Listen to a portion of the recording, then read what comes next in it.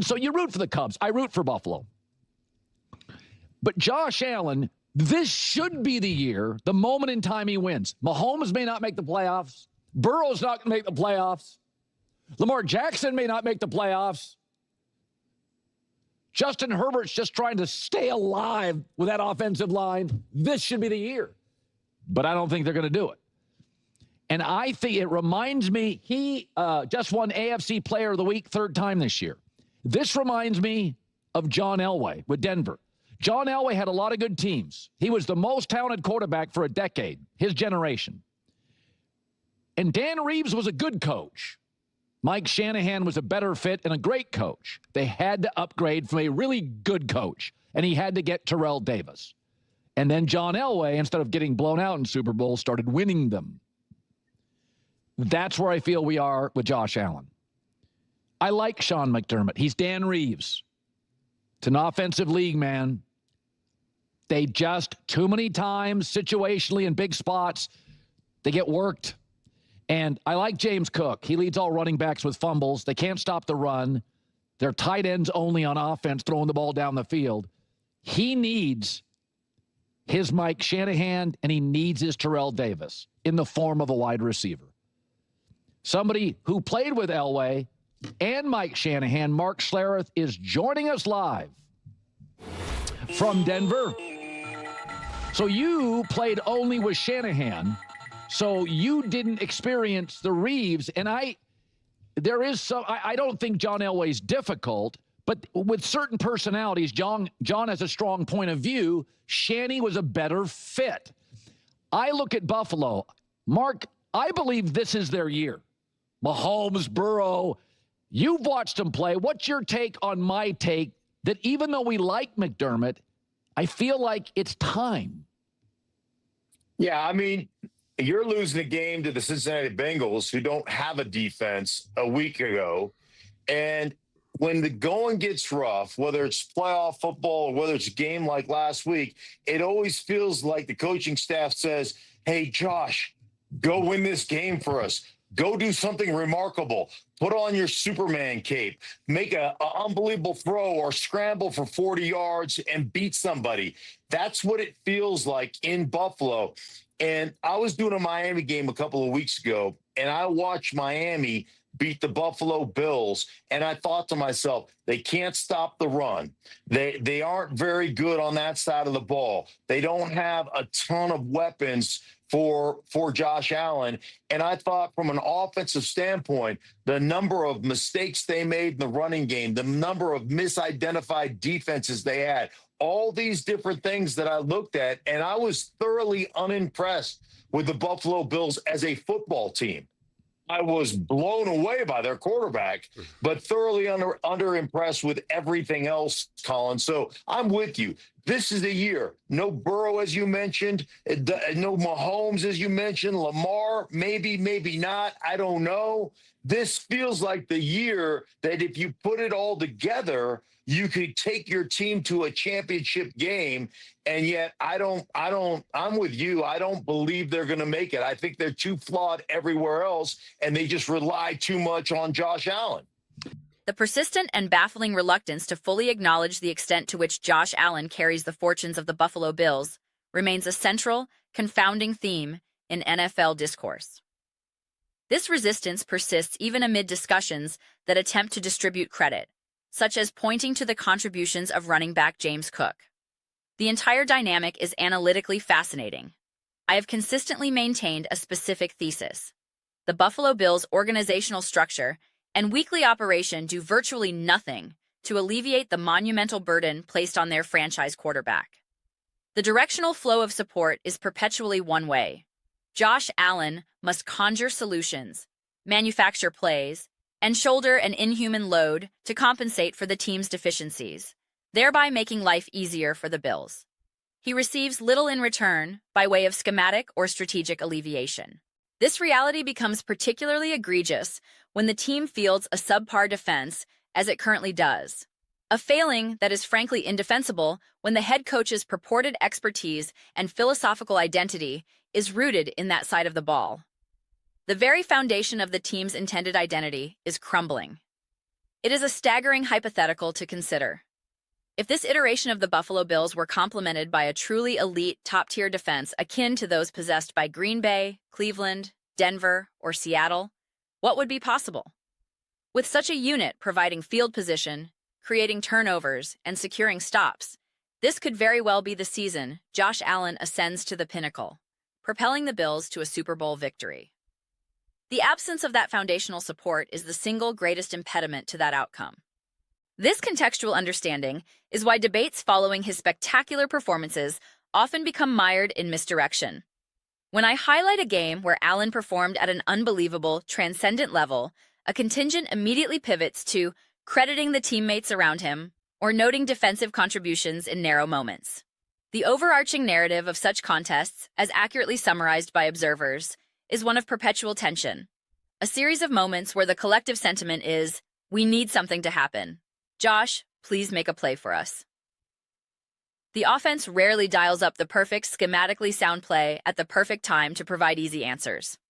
The notable exception was their victory over Kansas City, where for the first time in recent memory, one could point to complementary coaching and execution. However, even that achievement is now contextualized by the fact that multiple teams have subsequently found similar success against the Chiefs, suggesting it may reflect more on Kansas City's current vulnerabilities than a sustainable breakthrough for Buffalo. The prevailing sentiment, therefore, is one of profound wishing, a desire to see this extraordinary quarterback receive the systemic support his talents deserve. In a separate analysis, I extensively detailed the statistical case for Josh Allen as the league's most valuable player and its premier quarterback, a status not reflected in certain popular rankings that elevate players like Matthew Stafford.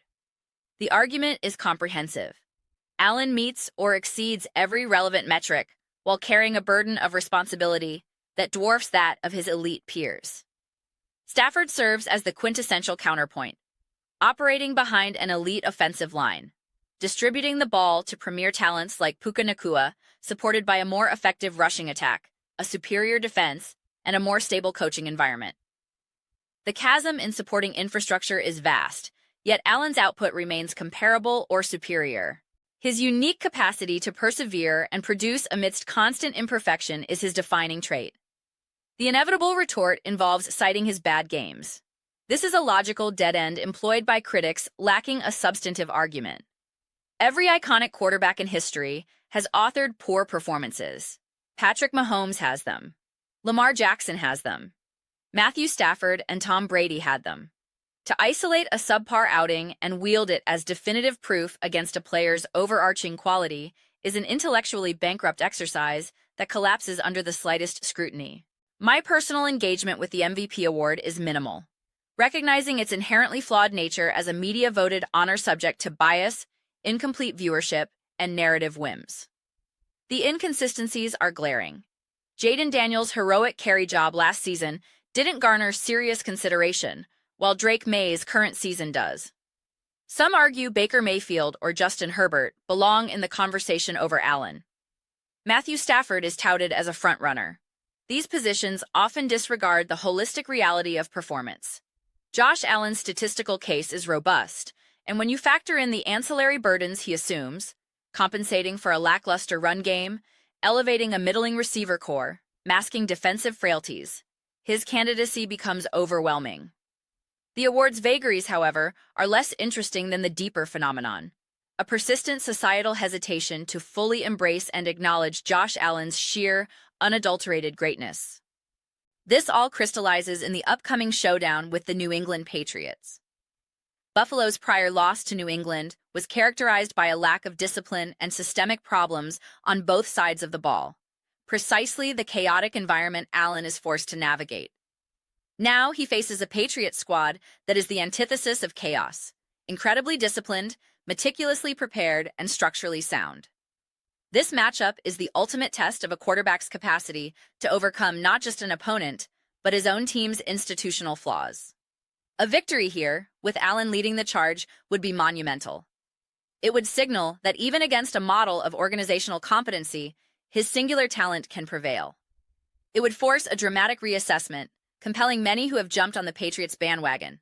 Some analysts rank them as high as the second-best team in the NFL, to double, triple, quadruple down back on Josh Allen and the Bills. A win could reestablish Buffalo as the AFC's foremost threat in the eyes of the public, supplanting Denver, as comparisons to last year's playoff meeting with the Broncos would inevitably resurface, despite their irrelevance to the present. The playoff path, however, is fraught with complexity due to the congested AFC standings. Securing a high seed is now a formidable challenge. Realistically, the Bills are fighting for the 5th seed, which would likely pit them against the 4th seed in the wildcard round, a slot currently in flux among teams like Houston, Jacksonville, or Indianapolis. If they manage to string together wins, a climb to the 3rd seed, and a matchup with the 6th or 7th seed is theoretically possible, but requires a Patriots collapse. The tiebreaker labyrinth is a nightmare of contingency. The Chargers currently hold one over Buffalo based on conference record, but that can shift. Houston holds a tiebreaker as well. The Bills could finish as high as the 5 seed or potentially slide to the 7th. The practical outcome is a staggering range of possible first-round opponents. The Buffalo Bills could legitimately face any of the following: the Denver Broncos, New England Patriots, Jacksonville Jaguars, Pittsburgh Steelers, Houston Texans, or the Baltimore Ravens. The Indianapolis Colts remain a remote possibility. This level of uncertainty, facing literally any of the AFC's other top contenders except the Chargers in the first round, is a testament to the conference's parity and the Bills' precarious positioning. It creates a scenario where their Super Bowl aspirations hinge not just on Josh Allen's brilliance, but on the random luck of the playoff bracket draw. They must first navigate a guaranteed gauntlet simply to secure their ticket, with critical games against the Jets, Browns, the enigmatic Eagles, and the pivotal rematch with New England. The final stretch of this season promises sheer, unadulterated chaos. The Bills' destiny is a volatile compound of Josh Allen's otherworldly ability and the chaotic, often unsupportive ecosystem that surrounds him. To answer the fundamental question, can this team, as currently constructed, win a Super Bowl? With Josh Allen, the answer is never a definitive no, for he possesses the talent to single-handedly warp any game's outcome. However, the preponderance of evidence, the defensive inadequacies, the inconsistent support, the taxing path, strongly suggests that the organization is failing to maximize a historic talent, asking him to do too much against too many obstacles. While Allen makes them perpetual contenders, the structural flaws make them precarious ones. The coming weeks will be a white-knuckle ride, a ultimate stress test of one man's capacity to carry an entire franchise on his shoulders through the most congested and competitive playoff landscape in recent memory. Those are my comprehensive reflections on the state of the Buffalo Bills. I am very interested to hear your detailed assessment. Do you believe Josh Allen receives the league-wide recognition his performance warrants? Can the Bills' current roster and coaching structure, with its evident flaws, realistically win a championship? Or are they fundamentally asking too much of their quarterback? How do you weigh Allen's singular genius against the systemic challenges the team presents? Please share your nuanced perspectives in the comments below. I read every single comment. Whether you believe this team is a sleeping giant or a flawed contender destined to fall short due to its infrastructure, let's engage in a substantive, evidence-based discussion. Let's have a passionate, but ultimately respectful debate about one of the NFL's most compelling and paradoxical teams. If you appreciate this style of detailed, context-driven analysis, please consider subscribing. We are building a vibrant community here dedicated to intelligent football discourse, and I would be thrilled to have you join. Don't forget to like this video, as it significantly helps with visibility and allows these nuanced conversations to reach a broader audience. Thank you for your time and for engaging with this analysis.